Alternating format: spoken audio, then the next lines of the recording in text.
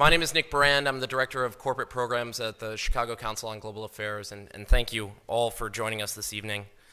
I'd like to take this opportunity to welcome George Friedman to the Chicago Council. I believe it's his first time here, so thank you so much for being with us.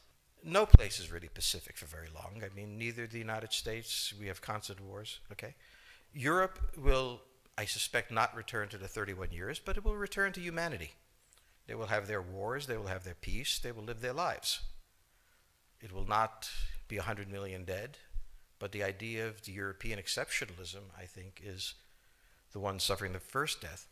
There will be conflict. There was conflict in Yugoslavia, and there's certainly conflict now in Ukraine. As to the relationship to the United States, we no longer have a relationship with Europe.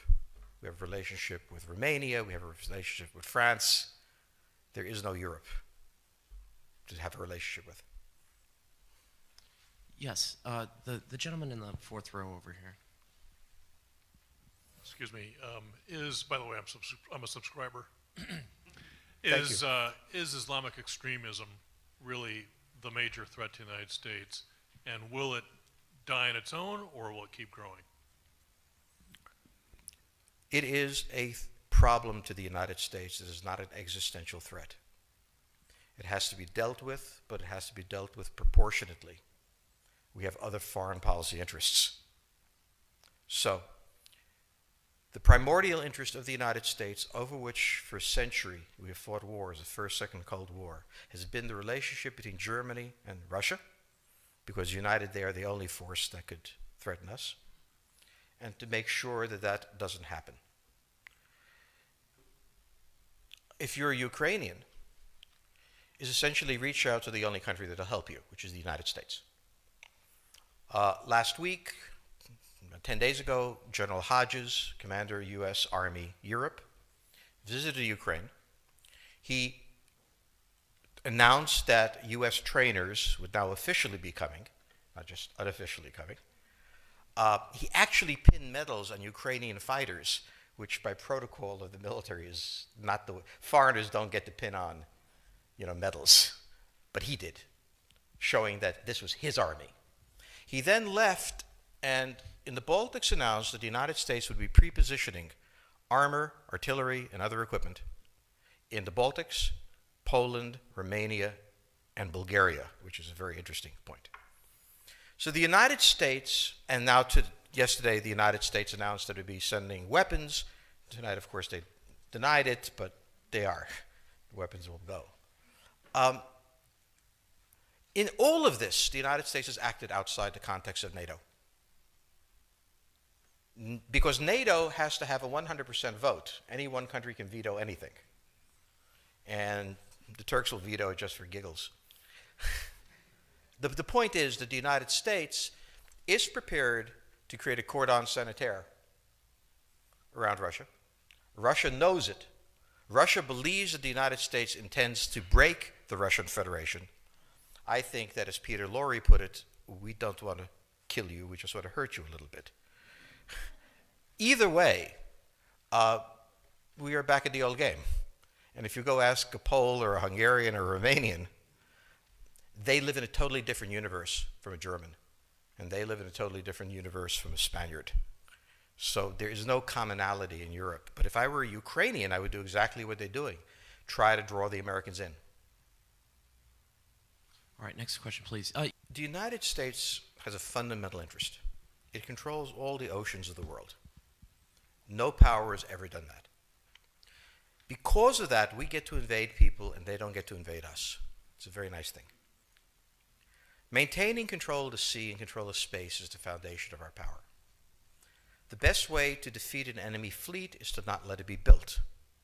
The way the British managed to make certain that no European power could build a fleet was to make sure the Europeans were at each other's throats.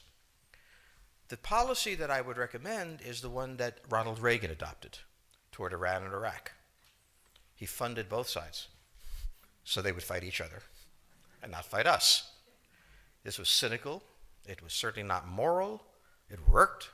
And this is the point. The United States cannot occupy Eurasia. The moment the first boot sets the ground, the demographic differential is we are totally outnumbered. We can defeat an army. We cannot occupy Iraq. The idea that 130,000 men would occupy a country of 25 million, well, the ratio in New York of cops to citizens was greater than we had deployed in Iraq. So we don't have the ability to go across, but we do have the ability to, first, support various contending powers so they concentrate in themselves with political support, some economic support, military support, advisors, and in extremis, do what we did in Japan, in Vietnam, in Iraq, and in Afghanistan, spoiling attacks. The spoiling attack is not intended to defeat the enemy. It's intended to throw him off balance. What we did in each of these wars, in Afghanistan, for example, is we threw Al-Qaeda off balance. The problem we have, since we're young and stupid, is that having thrown them off balance, instead of saying, okay, job well done, let's go home, we said, well, that was easy. Why don't we build a democracy here? This was the moment of dementia that came in. The answer, therefore, is the United States cannot constantly be intervening throughout Eurasia. It must be selectively intervening and very rarely. That is the extreme moment. We cannot, as the first step, send American troops.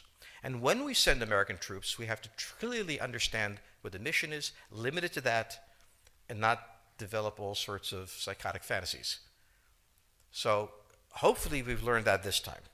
It takes a while for kids to learn lessons. But I think you're absolutely right. We cannot, as an empire, do that. Britain didn't occupy India.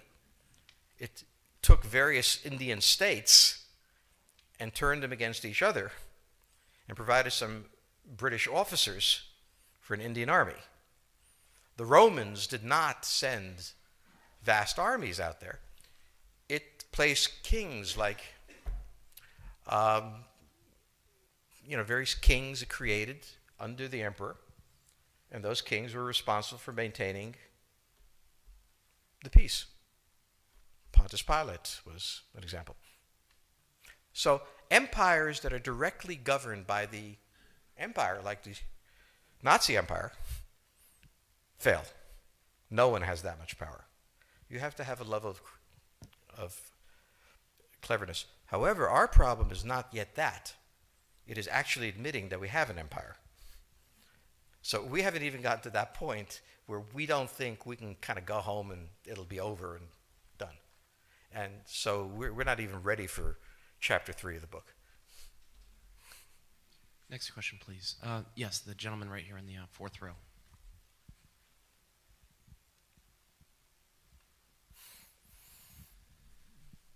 So I infer from your comments that the euro as the currency will not survive. The question on the table for the Russians is, will they retain a buffer zone that's at least neutral? Or will the West penetrate so far into Ukraine that they're 70 miles away from Stalingrad and 300 miles away from Moscow? For Russia, the status of Ukraine is an existential threat. And the Russians cannot let go. For the United States, in the event that Russia holds onto the Ukraine, where will it stop? Therefore, it's not an accident that General Hodges, who's been appointed to be blamed for all of this, is talking about prepositioning troops in Romania, Bulgaria, Poland, and the Baltics. This is the intermarium, from the Black Sea to the Baltic, that Pilsudski dreamt of. This is the solution for the United States.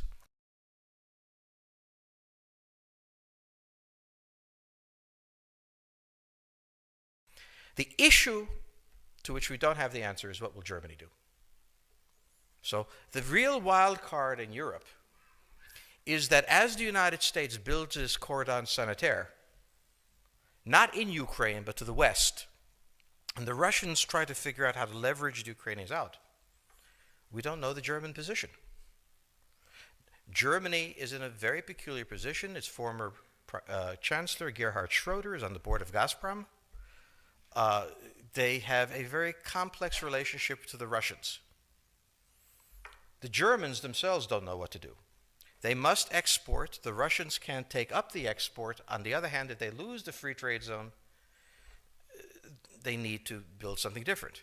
For the United States, the primordial fear is Russian capital, Russian technology, German technology and German capital, Russian natural resources, Russian manpower, as the only combination that has for centuries scared the hell out of the United States. So how does this play out? Well, the U.S. has already put its cards on the table. It is the line from the Baltics to the Black Sea.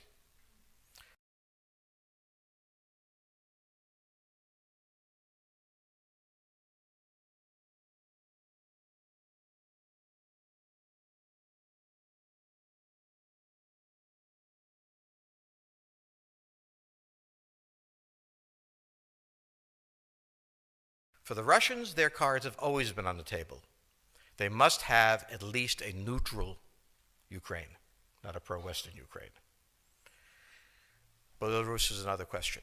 Now, whoever can tell me what the Germans are going to do is going to tell me about the next 20 years of history. But unfortunately, the Germans haven't made up their mind. And this is the problem of Germany always. Enormously economically powerful, geopolitically very fragile, and never quite knowing how to reconcile the two. Ever since 1871, this has been the German question, the question of Europe. Think about the German question, because now it's coming up again. That's the next question that we have to address. And we don't know how to address it. We don't know what they're going to do. And unfortunately, that's all we have time for this evening.